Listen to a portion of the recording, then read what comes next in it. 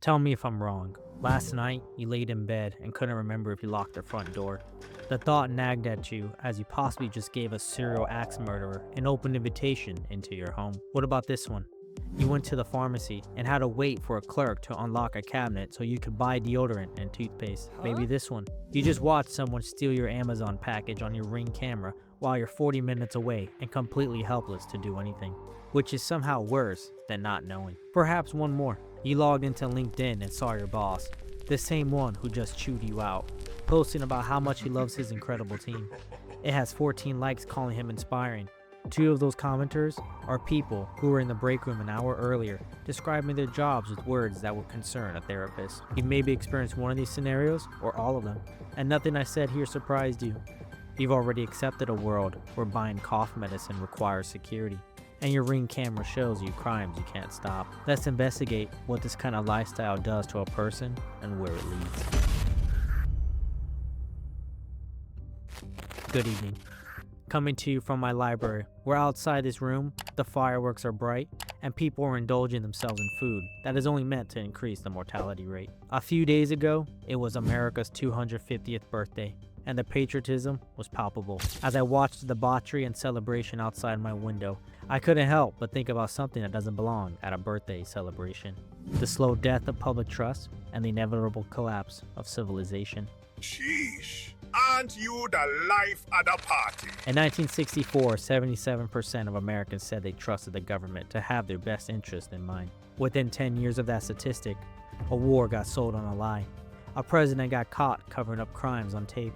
And an entire generation watched that gap between what they were being told and what was actually happening close in real time on television. Those should have been the learning lessons. They weren't. Here's what usually gets left out when people talk about how trusting the old world was. That open door wasn't just hospitality, it was also a vulnerability. Someone picks up a hitchhiker because that's what decent people did, and most of them were fine, but some of them weren't. And in a world where everyone assumes the best in others, nobody has built the habit of being cautious. So because they try to do the right thing, they ended up as the next sacrifice in a twisted cult. Maybe someone put up their child for adoption hoping for a loving family. The system found them a foster home, but the guardians are more interested in the government checks than the child. The institutions people trusted in weren't staffed by saints, they were staffed by people. And evil people figured out early that trust is the easiest thing in the world to exploit, because the person being exploited doesn't see it coming. The high trust society didn't get destroyed by cynics, it was destroyed by the people who took advantage of others. Me remember when young whippersnappers used to play outside until the streetlights came on. Now you look away from your child for 3 seconds and your brain already writing a Netflix true crime documentary. Soon the television arrived, then the internet, and every story that used to stay local became something everyone could see. The worst of humanity didn't get worse, it got broadcasted. Your brain couldn't really tell the difference between something that happened near you and something you watched on a screen. It files both under the same category: evidence. A scientist named Robin Dunbar figured out that the human brain evolved to trust around 150 people, the size of a small community, where you could actually know who you were dealing with, and everyone was verifiable and accountable.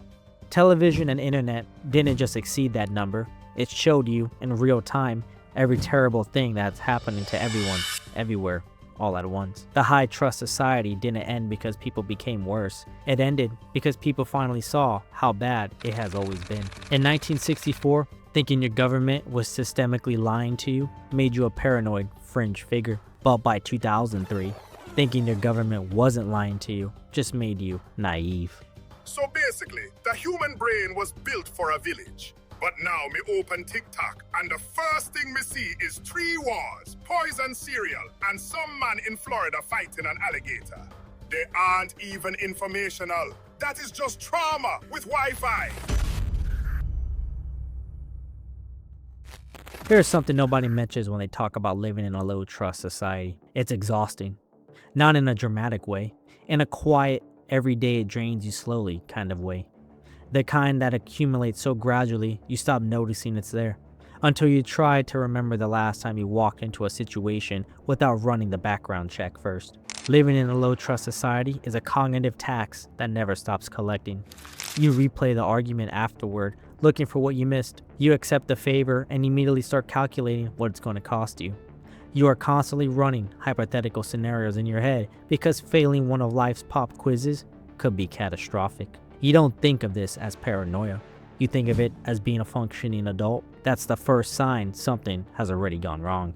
There's a specific kind of grief that lives inside people that goes unnamed because it's not presented as grief. It is presented as realism, as intelligence, as survival instinct. But underneath the realism was something that was lost. A version of yourself that used to enter a room of strangers and feel something closer to curiosity than threat assessment. That version didn't disappear because you became cynical. It disappeared because the environment made transparency expensive, and you just adapted. The adaptation was rational, but the cost of it was something else entirely. HR, Human Resources. They named it after what they actually think of you, man. You are a resource, like mulch, like gravel. They just haven't figured out how to store you outside yet. The receipt culture is a visible symptom of this. You text someone something honest, something that required a small act of courage to say, perhaps a confession, a frustration, a moment of genuine feeling you decided to risk. And then the other person screenshots it. By the following morning, it's been forwarded to 3 people, posted to a group chat, and now you're the butt joke of the conversation. That used to be called betrayal. Now it's just called the internet. There was a time when discretion was assumed, when what you said to someone in private stayed between you, when the courage it took to be honest with another person was met with the basic dignity of confidentiality. Now, that assumption is gone, and what replaced it is something that has quietly reshaped how people communicate at the most fundamental level. You don't say the full thing anymore. You say the version of the thing that would survive being screenshotted. But here's what that behavioral data doesn't capture. Low trust doesn't only change how you see other people, it changes how you see yourself. You meet someone and find yourself drawn to them, and almost immediately, before the interaction can spark any chemistry, your subconscious flags it. Questions whether you're being naive raise in your mind, because you've been wrong before and your nervous system has filed that experience under every trust decision you will make going forward. So you hold back, even when you don't want to. That is what a low trust society does to a person at the level of the self. It makes the openness feel like a mistake. Now consider the generation that never had an older version of themselves to lose. Gen Z. Gen Z was raised entirely inside this infrastructure. They didn't adapt to a low trust environment. They were formed by one. Oh, you think distrust is your burden? Oh, please don't. You merely adopted suspicion. Me was born in it, molded by it. Tombs, please. Me did not see a trustworthy institution until me was already grown. By then, it was nothing to me but advertising. You know, actually, that's pretty close to my point. The algorithm betrays you because it belongs to me. Alright, very funny, Bane. Nobody in Gen Z answers unknown calls. Not just suspicious calls, unknown ones. Any unrecognized phone number is categorized as a threat until it demonstrates otherwise. And that same generation is the loneliest in recorded history, more connected than any other generation before them by every available metric, and yet more alone than any other generation before. That is not just a paradox. It is a logical outcome of a population that has correctly identified vulnerability as expensive. Connection requires vulnerability. Vulnerability requires trust. And trust is the thing this society has spent 60 years teaching people is the thing most likely to be used against them. Here's the part this investigation doesn't really want to say. Low trust behavior might actually be the right response, not paranoia. Kafka wrote a book in 1925 called The Trial. The main character wakes up one morning and gets arrested. There's no explanation, no charge. He spends the entire novel trying to figure out what he did wrong, who is prosecuting him, and what the rules are. He never finds out. The system isn't cartoonishly evil. There's no villain twirling a mustache. It's just opaque. Nobody will tell him anything. Nobody seems to know anything.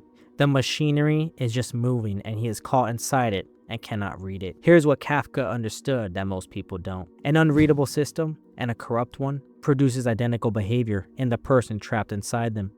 You stop assuming things are fair. You stop assuming the outcome of any situation is actually governed by the principle it claims.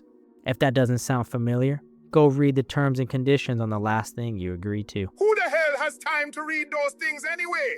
Me knows 52 dead languages and still can't understand what those bastards are saying in it. Alan Moore wrote V for Vendetta in 1982.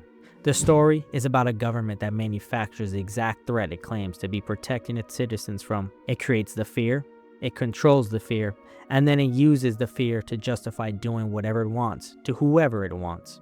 Alan Moore was writing about Britain, about surveillance, about the relationship between a government and a population that has stopped trusting it. The reason it matters here is this. When the film came out in 2006, audiences weren't watching fiction.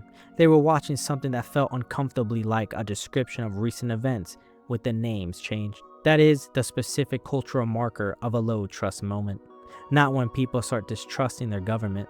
When the story that was supposed to feel like a dark hypothetical starts feeling like a Tuesday. And here is what that does to a person who lives inside it long enough. The human brain was designed for acute stress. Something threatens you, you respond to it, and it ends. Then you recover. That cycle has a conclusion built into it. The low trust society removes the conclusion. The threat assessment never fully resolves. There is always another thing to verify, another subtext to decode, and another situation where dropping your guard even slightly feels like a mistake you'll pay for later. Clinically, when that state becomes permanent, it has a name: hypervigilance. Socially, we just call it being street smart. That rebranding from pathology to a personality trait is not a small thing. It means an entire population has normalized a stress response that has never meant to run continuously. And nobody at America's birthday party is talking about what that costs. There's a feeling going around right now that doesn't have a clean name. Go to any social media platform for your preference, the comment sections on any news story, and you'll find it. It's not panic. It's not even anger exactly. It's more like a pressure. The sense that something has been building for a long time and the math doesn't work out to a good ending. Something is coming, not a specific thing. Just the feeling that systems running under this much pressure for this long don't gradually improve. They burst. The Romans watched the same thing from the inside. They didn't call it the fall of Rome. They called it Saturday. The slow withdrawal of faith from institutions, in your neighbors, in the whole world. The moment when enough people decide the thing we're all supposed to be building together isn't worth their continued investment. The Romans called this decadentia, which translates to decline, not from the barbarians at the gate, but from the rot that's inside. So basically, everybody online walking around with apocalypse indigestion, man. Apocalypse indigestion? Yeah, like that nasty feeling in your stomach after eating gas station sushi. But instead, it's corruption, debt, and loneliness. Yeah, something like that. And here's where this gets uncomfortable. Every single behavior we've talked about tonight is rational. Checking the lock twice. Don't answer unknown calls. Keep people at arm's length until they earn more. Every individual decision is correct. And the world those decisions are building together, one correct choice at a time, is one where nobody can afford to be the first person to trust again. Because the first person to trust again is the one who gets exploited. That's the trap. The balloon has been filling for 75 years. Everyone can feel the pressure, but nobody agrees on where the needle is going to come from. America turned 250, and underneath all of the patriotism is a question nobody is saying out loud. Not whether the system is broken, but whether anyone still thinks it can be fixed. Rome stood for 400 years, man. So maybe America still has a chance? But me suppose they didn't have nuclear bombs, or fake money, or TikTok. Forget it. Happy birthday, America. If you learned something from this investigation or it gave you something to think about, consider subscribing. Leave your thoughts in the comments below. If you desire to support Tomb's coffee addiction, the link is in the description. And until we meet again, my library will remain open.